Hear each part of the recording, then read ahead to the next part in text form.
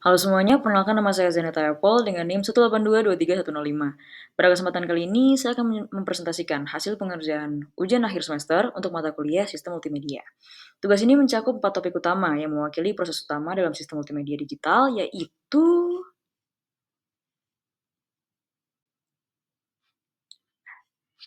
sebagai berikut. Ada kompresi citra JPEG, kompresi video H264, kompresi audio MP3, watermarking pada audio. Setiap bagian dikerjakan secara praktis menggunakan Python dengan visualisasi hasil eksperimen dan penjelasan teori yang menyertainya. Dengan pendekatan eksperimen langsung, saya bisa memahami bagaimana data multimedia diproses, dikompresi, dan dimanipulasi secara digital di dunia nyata. Nah, yang pertama, saya akan menjelaskan mengenai hasil eksperimen untuk soal nomor 1 UAS Sistem Multimedia, yaitu simulasi kompresi citra JPG pada level makroblok menggunakan Python. Tujuan utama untuk eksperimen ini adalah untuk memahami proses kompresi JPG secara praktis. Saya melakukan encoding dan juga decoding manual pada blok 8x8 dari gambar selfie menggunakan operasi DCT, kondensasi, dan inverse DCT. Di akhir, saya juga menganalisis seberapa mirip hasil rekonstruksi dibandingkan dengan blok asli menggunakan metrik error seperti MAE, MSE, dan juga PSNR. Nah, di sini sebelum itu kita harus memahami dulu bahwa ada langkah-langkah yang perlu dilakukan. Yaitu yang pertama ada upload dulu gambarnya, dan kemudian gambar dikonversi dengan grayscale. Lalu gambar dibagi menjadi blok 8x8, setiap blok dikenakan DCT untuk mentransformasikan pixel ke domain frekuensi. Hasil DCT dikuantisasi menggunakan matriks standar JPEG. Hasil kuantisasi disimpan sebagai representasi terkompresi. Lalu untuk rekonstruksi dilakukan dekuantisasi lalu inverse DCT. Dan pada eksperimen ini, saya fokus pada satu blok 8x8 dari salah satu bagian di wajah saya.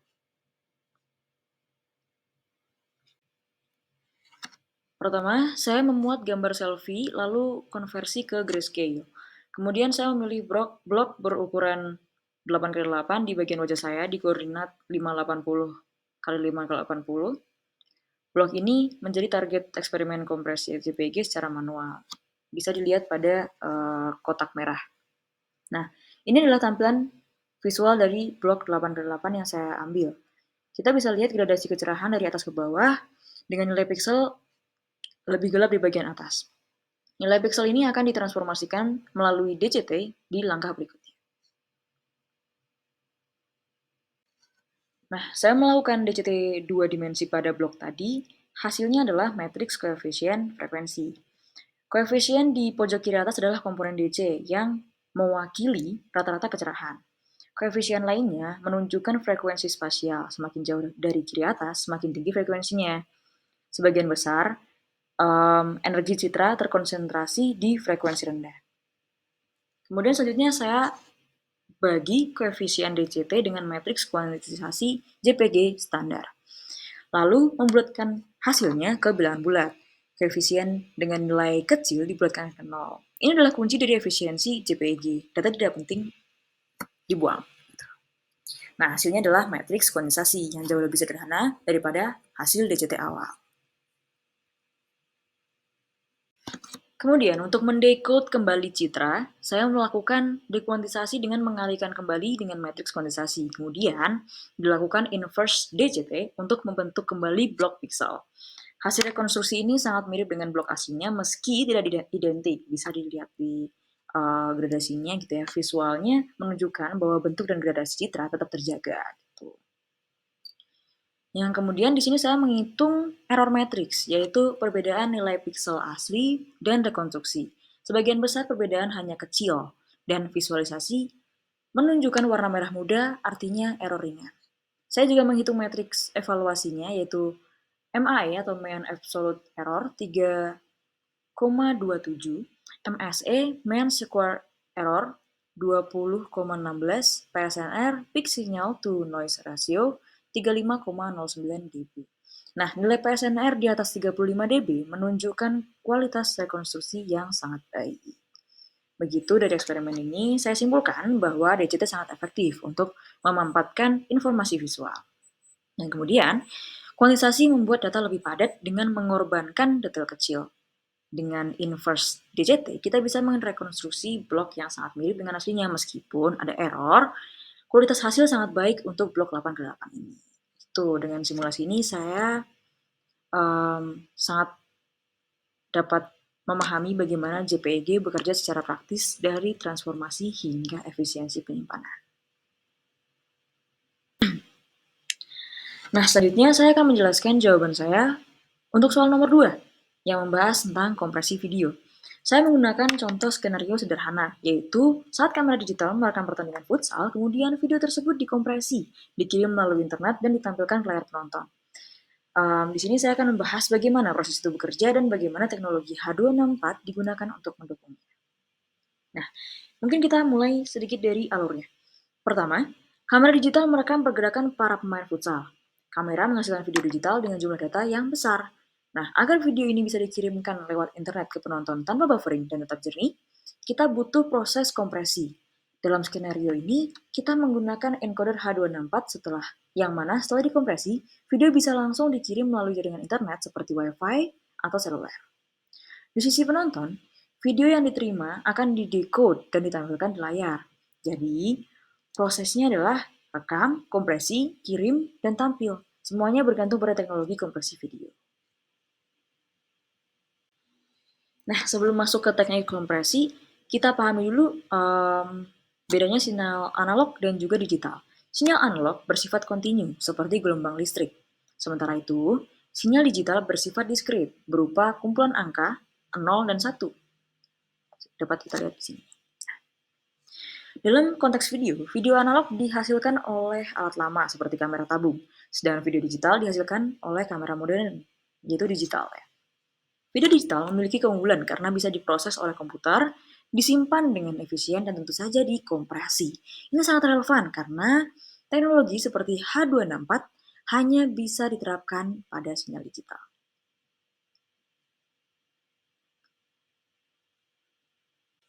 Sekarang kita akan masuk ke inti teknologi dari H264.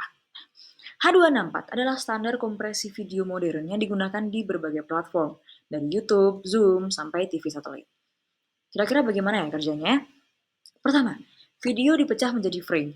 Setiap frame dibagi lagi menjadi makroblok berukuran 16 x 16 piksel.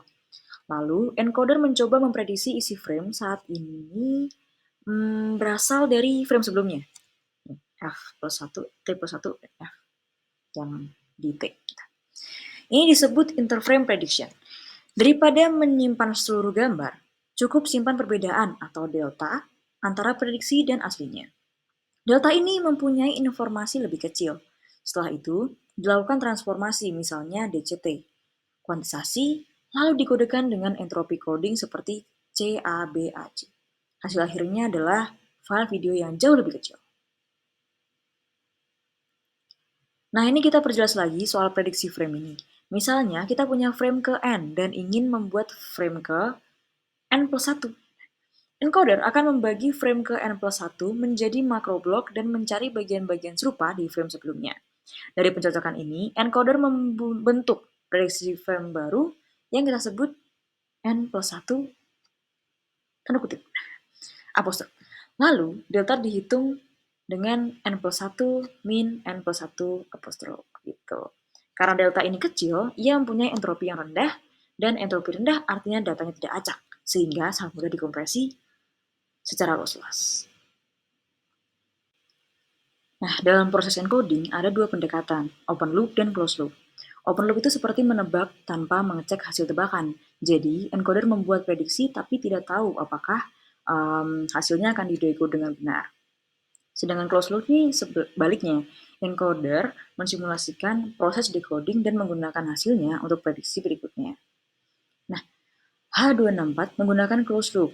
Ini membuktikan atau membuat hasilnya lebih konsisten dengan yang benar-benar dilihat oleh penonton. Salah satu fitur pendukungnya adalah in-loop deblocking filter yang membantu menyamarkan batas antar blok. Salah satu kekuatan utama kompresi video adalah memanfaatkan redundansi temporal. Artinya, karena banyak bagian dari frame tidak berubah dari waktu ke waktu, kita tidak perlu menyimpan ulang semuanya.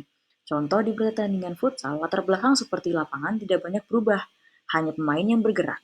Encoder cukup menyimpan perubahan gerakan pemain. Ini sangat menghemat ukuran file tentunya.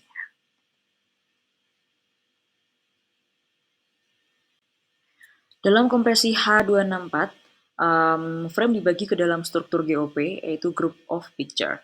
Ada 3 tipe frame. Yang pertama ada E-frame, yaitu full image, mandiri, ukurannya besar. Sedangkan P-frame hanya menyimpan prediksi dari frame sebelumnya, B-frame lebih efisien, prediksi dari frame sebelumnya dan sesudahnya. Contoh urutan GOP bisa seperti IBB, PBB, PBBI. Dengan struktur ini, ukuran file bisa ditekan drastis karena hanya E-frame yang benar-benar menyimpan full image. Gitu.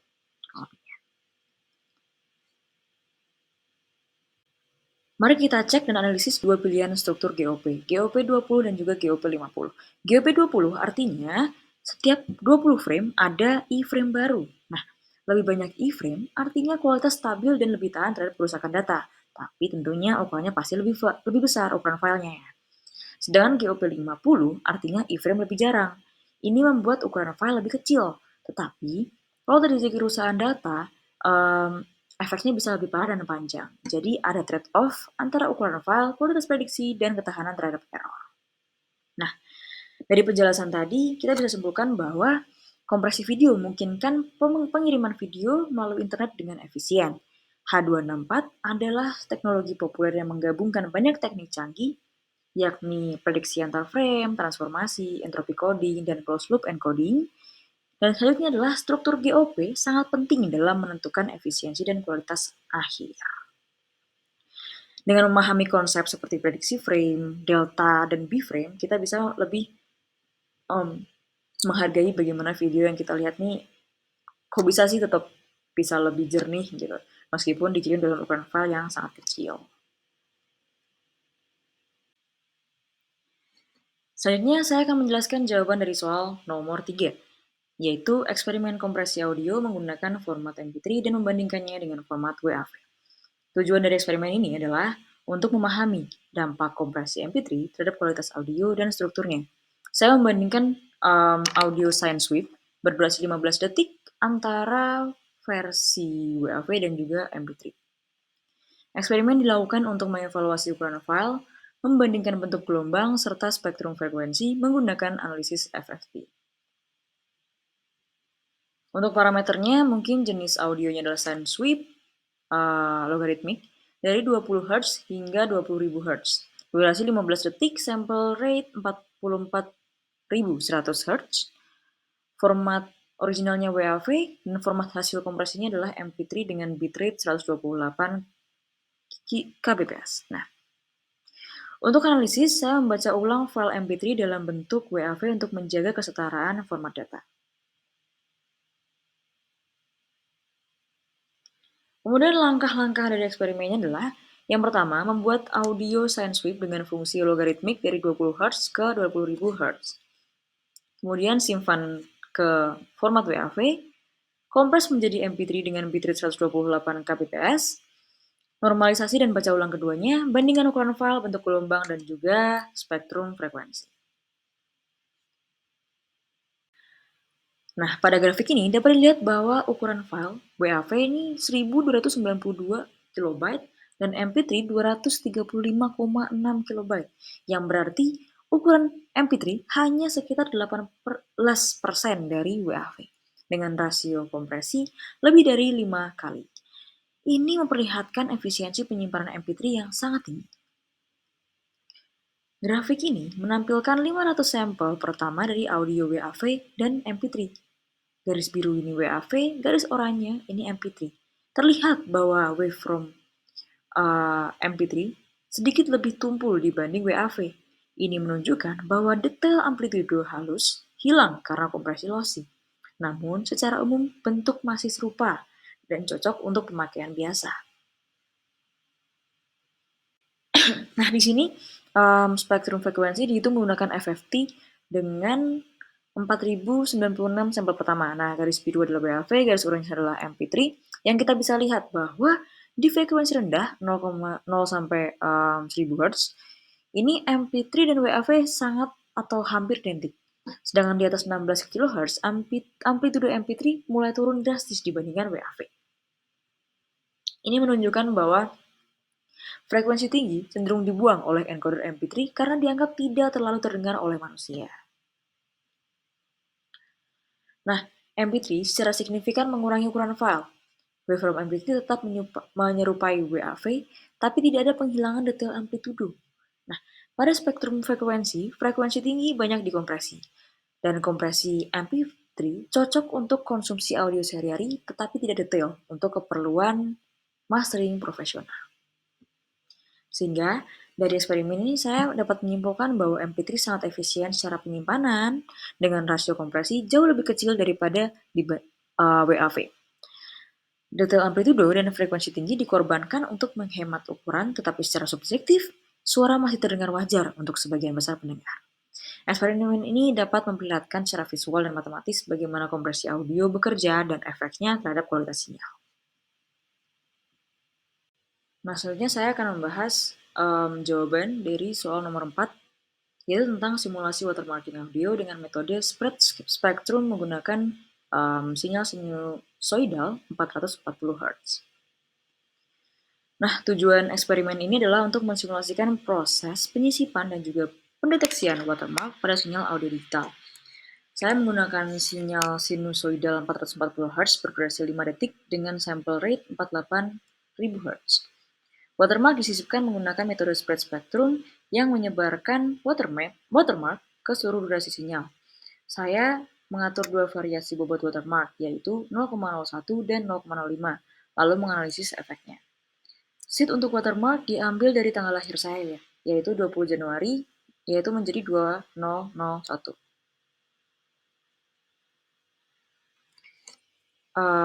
Sebelumnya mungkin saya akan membahas sedikit. Split spectrum adalah teknik yang menyisipkan watermark dengan menyebarkannya di seluruh domain waktu menggunakan pseudo-random noise. Karena watermark berbentuk noise acak dan menyatu dengan sinyal, watermark jadi sulit dihapus secara manual dan tetap bisa dideteksi walau sinyal terkena gangguan. Teknik ini biasa digunakan untuk hak cipta digital seperti CD, audio siaran, atau rekaman resmi. Berikut parameter yang digunakan, yaitu sinyal utamanya sinus 440 Hz, durasi 5 detik, sample rate 48.000 Hz, seed pseudo randomnya 2001, bobot watermark alpha 0,01 dan 0,05. Di sini saya menggunakan Python dengan library seperti NumPy, SciPy, Matplotlib, dan juga Soundfile. Proses embedding dilakukan dalam beberapa langkah. Yang pertama yaitu buat sinyal sinusoidal murni 440 Hz, kemudian membuat watermark berupa sinyal acak normal menggunakan np.random.normal, kalikan watermark dengan bobot alpha tertentu, kemudian tambahkan watermark ke sinyal asli. Jadilah sinyal watermark. Dengan alpha kecil, watermark nyaris tidak terlihat. Dengan alpha besar, watermark terlihat lumayan jelas. Untuk mendeteksi keberadaan watermark, saya menggunakan metode korelasi silang antara sinyal yang diuji dengan watermark acak yang sama. Saya lakukan deteksi untuk sinyal tanpa watermark. Nilai korelasi 338,83, sedangkan watermark yang alpha 0,01 2744,43 dan alpha 0,05 12.366,82. Nah, semakin besar alpha, semakin tinggi nilai korelasinya. Artinya, watermark lebih mudah dikenali.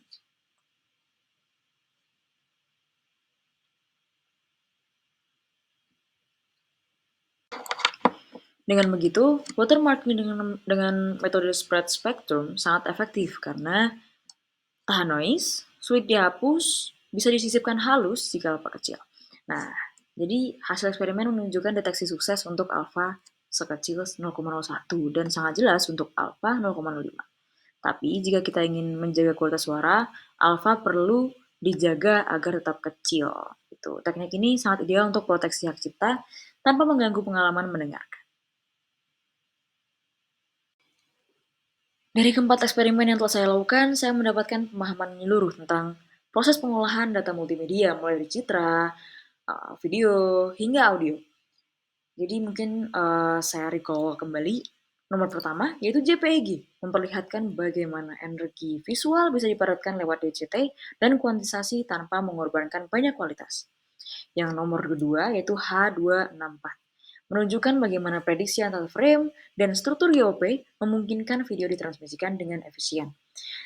Kemudian yang nomor tiga, ini MP3, membuktikan bahwa audio bisa dikompresi drastis dengan tahap tetap mempertahankan persepsi suara yang baik. Yang kemudian ada nomor 4, yaitu watermarking, memperkenalkan sisi perlindungan hak cipta dengan menyisipkan informasi tanpa merusak pengalaman mendengarkan. Nah, seluruh eksperimen ini memberikan wawasan nyata tentang bagaimana sistem multimedia bekerja, bukan hanya dari sisi teori, tapi juga dalam bentuk program, visual, dan perhitungan metrik kualitas. Dengan begitu, saya mengucapkan terima kasih telah menyimak presentasi saya. Semoga penjelasan ini bermanfaat dan menggambarkan betapa metrik dan juga pentingnya dunia sistem multimedia digital. Terima kasih. Wassalamualaikum warahmatullahi wabarakatuh.